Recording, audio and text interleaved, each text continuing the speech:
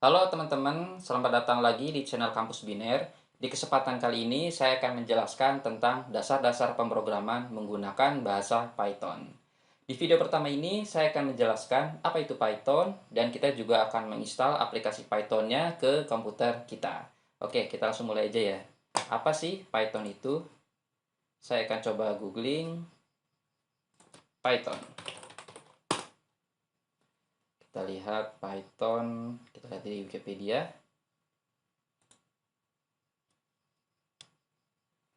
Python adalah bahasa yang interpreted. Jadi lawannya itu compile. Kalau di compile itu, jadi si bahasanya itu harus diubah dulu ke bytecode. Kalau Python itu enggak. Jadi ada interpreternya nanti yang menjalankan. Tapi bisa di compile juga. Oke, itu apa itu compile interpreted? Kita lewatin aja. Kemudian juga bahasanya high level. Kalau teman-teman yang sudah pernah mencoba C++, mungkin pernah merasakan ada pointer, ada segala macam itu. Kalau di Python itu udah nggak ada lagi. Kemudian juga Python itu bahasa yang general purpose. Jadi fungsinya itu banyak. Bisa untuk server, cyber security, bahkan aplikasi desktop juga nanti saya akan tunjukkan aplikasi desktop yang kompleks yang dibuat menggunakan Python. Python ini dibuat oleh Guido van Rossum. Nah, ini orangnya. Nah, ini pertama kali rilis tahun 1991. Jadi Python itu sebenarnya udah lama ya, 1991. Itu, nah, pernah kali muncul 1990, 1991 lah. Nah, coba kita lihat bahasa pemrograman yang lain, misalkan Ruby.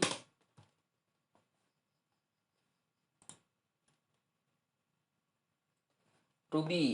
Ruby itu tahun 1995. Nah, jadi lebih tua Python sebenarnya, ya kan? Terus kemudian bahasa Java. Coba kita lihat.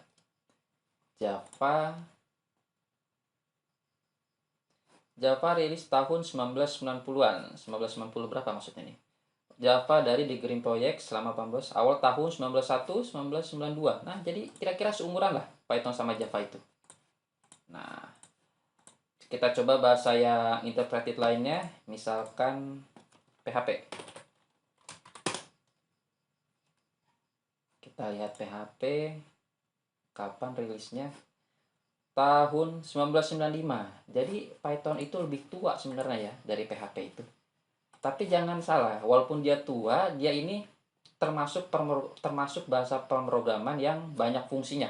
Dari server segala macam itu kita bisa menggunakan Python ini. Kemudian juga untuk sekarang ini banyak dibutuhkan di dunia pekerjaan. Kita coba buka ya. Misalkan buka Jobstreet. Kita lihat berapa gajinya. Nah, di sini saya kebetulan udah login. Python. Python 18 juta, 23 juta. Lumayan, gede juga. Terus developer C++ Python. Ini C++ apa Python maksudnya ya? Ini ada 6 juta, 10 juta. Ah, kalau ini mulai turun nih. C++ Python programmer. Nah, ini nggak tahu nih maksudnya gimana nih. Bahasa apa? Ah, oke. Tapi ini lumayan gede sih. Tapi sekarang kita coba lihat kalau misalkan kita jadi freelancer. Freelancer misalkan di mana ya? Upwork deh. Kita coba lihat Upwork.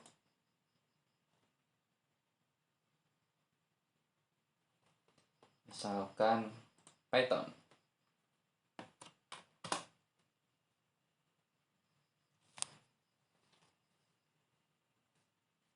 Kita lihat berapa loading. 80 dolar per jam. Lumayan sih ini sekitaran 1 juta. 1 jutaan lah. Nah, ini 40 dolar per jam. Itu ya sekitar 6 juta, 6 juta, 600 ribu. Nah, 33 dolar ya sekitar 500 ribuan lah. 500 ribuan per jam. Ya, jadi segitu ya. Jadi lumayan banyak dibutuhkan ini programmer Python itu. Dan apa sih yang bisa dibuat dari programming Python itu? Itu banyak banget. Dari server, dari cyber security, dari desktop, dari artificial intelligence, machine learning, nah segala macam itu bisa menggunakan Python. Di sini saya contohkan sebuah aplikasi kompleks. aplikasi Indonesia juga. Ini saya contohkan, misalkan punyanya BCA. Nah, ini saya login dulu deh.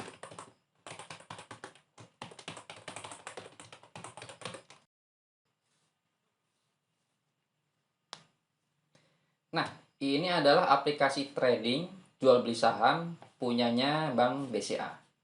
Kita lihat ya. Nah, dia dengan bahasa Python itu bisa menampilkan chart seperti ini. Keren kan? Misalkan kita ganti. Nah, bisa membuat seperti ini.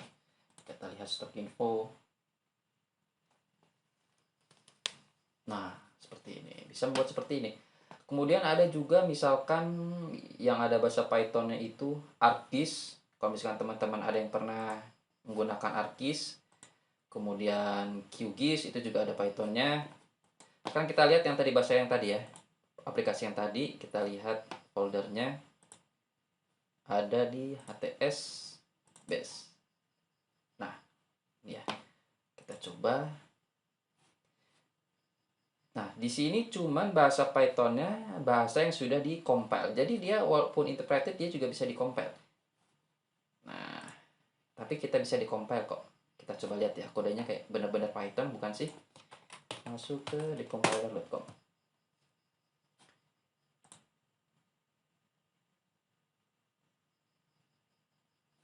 Nah, oke, udah masuk.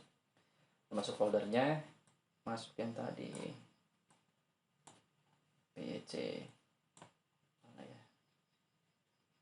OS PYC misalkan. Open ya. Nah, kita lihat.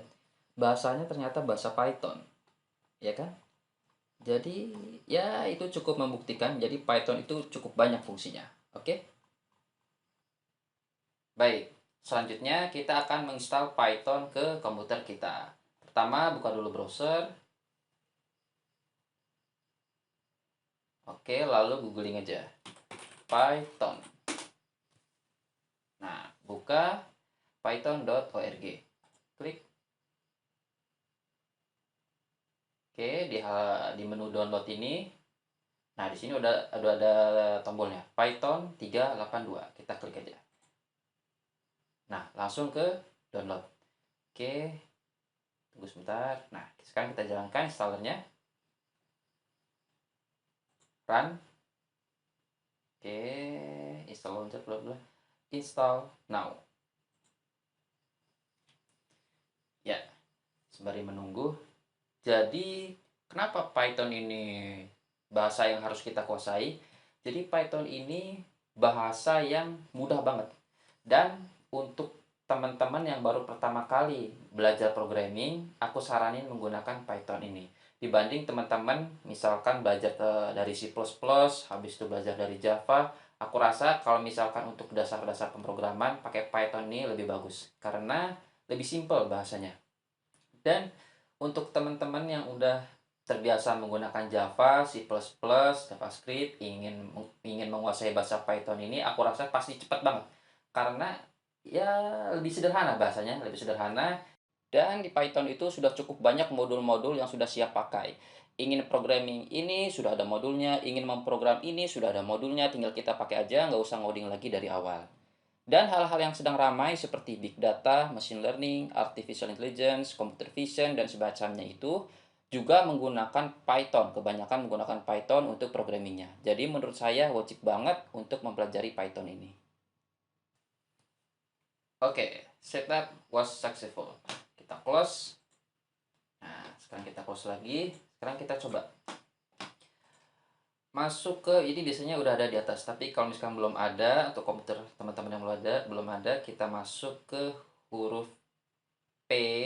Mana huruf P? Nah, ada Python, kita buka yang IDLE, idle. Nah, ini adalah IDE Pythonnya. Sebenarnya banyak IDE Python lain, cuman untuk saat ini biar gampang pakai IDE ini dulu aja. Oke, sekarang kita coba cek bener-bener jalan atau enggak Pythonnya. Misalkan kita kasih sintaks sederhana 3 tambah 4 berapa? 7. Oke, Sekarang kita kasih kode sederhana. A sama dengan misalkan saya belajar di, kemudian B sama dengan kampus Biner. Kita coba A digabung dengan B. Apa hasilnya? Saya belajar di kampus Biner. Oke, berarti kalau misalkan teman-teman mengcoding seperti ini sudah keluar persis seperti yang ada di layar, itu berarti Python-nya sudah berjalan. Nah, di kesempatan berikutnya kita akan mencoba mengcoding-coding sederhana menggunakan idle ini, supaya teman-teman mulai terbiasa seperti apa sih sebenarnya bahasa Python itu. Oke, sampai ketemu lagi di materi berikutnya. Bye!